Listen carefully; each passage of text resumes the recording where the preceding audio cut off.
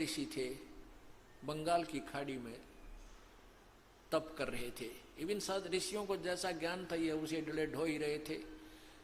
ये ब्रह्म की साधना, ब्रह्म लोक में जाने के लिए, वहां पदवी पाने के लिए वो दूसरे तप कर रहे थे, ओम का जाप कर रहे थे, और उससे वो ब्रह्म लोक में चले जाते हैं। गीता जी के अध्याय नंबर 8 के मंत्र 16 में लिखा है कि अर्जुन, ये ब्रह्म लोक तक भी सभी नासवान है, वहां गए हुए प्राणी भी फिर पुनर्जन्म प्राप्त करते हैं। लेकिन इनको तत्व ज्ञान नहीं था, ऋषि महर्षियों को। इन्होंने उसी को अपना अंतिम उपलक्ष्य उद्देश्य मान रखा था। फिर भी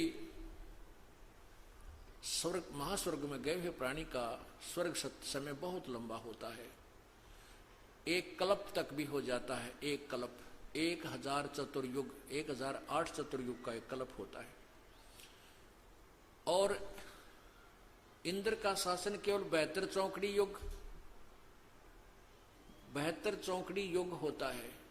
और महास्वर्ग में गए हुए का 1008 युग होता है, यानी 14 इंद्रों का शासन चला जा तब एक प्राणी स्वर्ग में, महास्वर्ग में रहता है। इतने वर्ष तक महास्वर्ग में गया प्राणी रहता है, लेकिन मरता फिर भी है, उसके बाद फिर वापस आना होता है। लेकिन उस इंद्र के के थोड़े समय को देखते हुए तो मार्कंडेय ऋषि जी ने अपनी साधना उनसे उच्च मान रखी थी।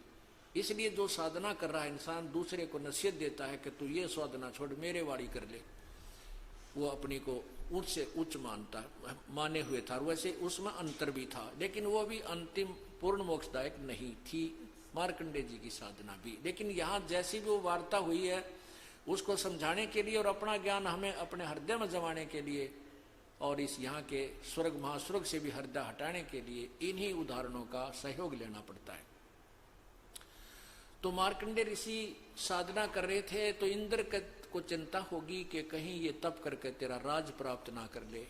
उसने एक उर्वशी, एक लड़की भेजी अपने स्वर्ग से, और उसको कहा कि तू उसके तप को खंड कर दे। तो उस उर्वशी ने आकर के मार्कंडेय ऋषि के सामने उसके आसपास बसंत जैसा मौसम बना दिया, सिद्धितें और अच्छे ऑटोमेटिक वहां गाने बजाने होने लगे। मार्कंडेय ऋषि की आधी आंखें खुली हैं, आधी बंद थी, और उर्वशी खूब गाने गुने गा चुकी। आखिर में जब मार्कंडेय ऋषि ने कोई गतिविधि नहीं की तो निवस्त्र हो गई। निवस्त्र हो गई तो मार्कंडेय ऋषि ने कहा, हे बेटी, हे बहन, हे माई, आप किस लिए यहाँ पर आए हो, आपका उद्देश्य क्या है?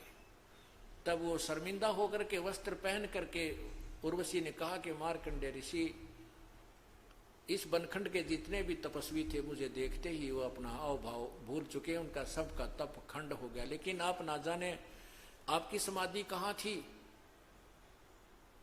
तो मार्कंडेय ऋषि ने कहा कि मेरी समाधि जहां थी वहां पर जो मैं नाच गाने देख रहा था ब्रह्मलोक में, उन नाचने वाली लड़कियां इतनी सुंदर थी, तेरे जैसी तय उनका बांधी थी साथ साथ, तो उनको तुझे क्या देखूं मैं?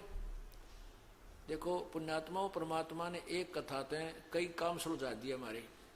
एक तो ये दिखा रखा है कि समाधि, जब ये हमें समाधिस्थ नजर आते हैं लोग के, मेडिटेशन, मेडिटेशन का घाटा जोड़ रखे हैं। मेडिटेशन क्या होता है? मेडिटेशन कि जब हम समाधिस्थ होने का अभ्यास कर लेंगे तो इस शरीर के अंदर एक ब्रह्मांड का पूरा चित्र है, चलचित्र की तरह इसमें तस्वीर चलती है, जैसे चैनल बने हुए हैं।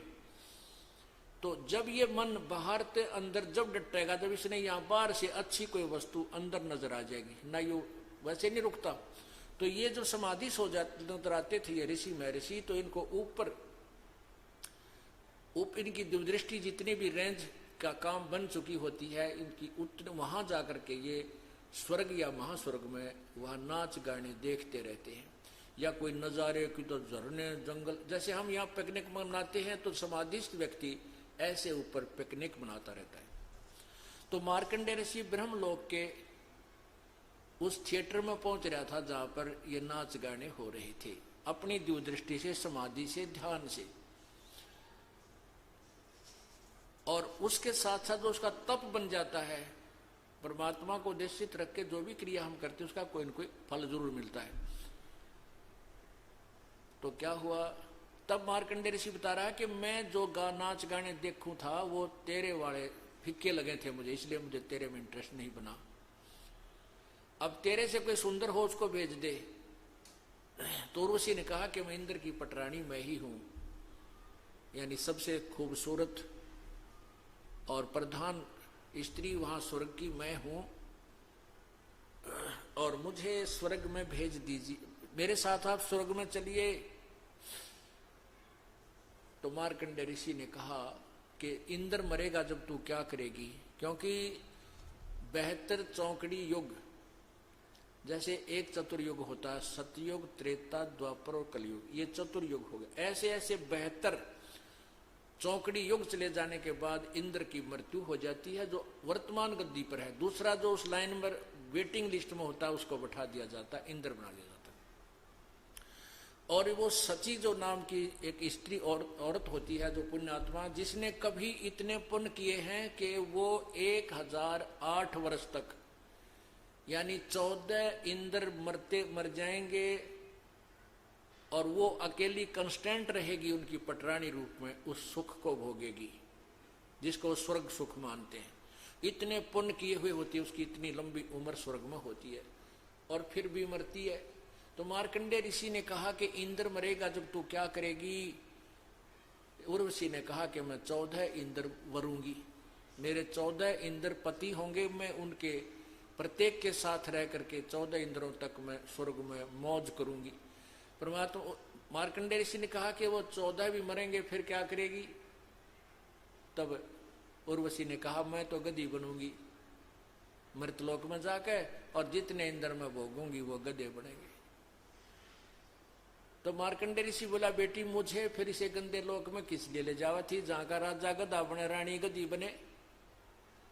न बोली मैं अपनी इज्जत रखने खातिर, अपनी पत रखने के लिए, अपनी इज्जत बचाने के लिए तुझे ले जाना चाहती थी, क्योंकि वहां मुझे ताने मारेंगे, व्यंग कसेंगे कि तू आर का आगी। अरे तेरा गजब हो। जब मार्कंडेय ऋषि बोला बेटी आज भी तू गधी को 14 खत्म करेगी, और मरने के बाद फिर कहने लग रही मैं गधी बनूंगी, स्वयं स्वीकार कर रही है, तो इसे गंदे स्थान को मैं नहीं जा सकता, ना मुझे उसकी आवश्यकता। उर्वशी चली गई, इंद्र आ गया। इंद्र ने आकर कहा कि हे बंद निवाज, तुम जीते हम हारे, या इंद्र की गद्दी प्राप्त करो। मार्कंडेय ऋषि कहने लगे अरे अरे इंद्र क्या कहता है,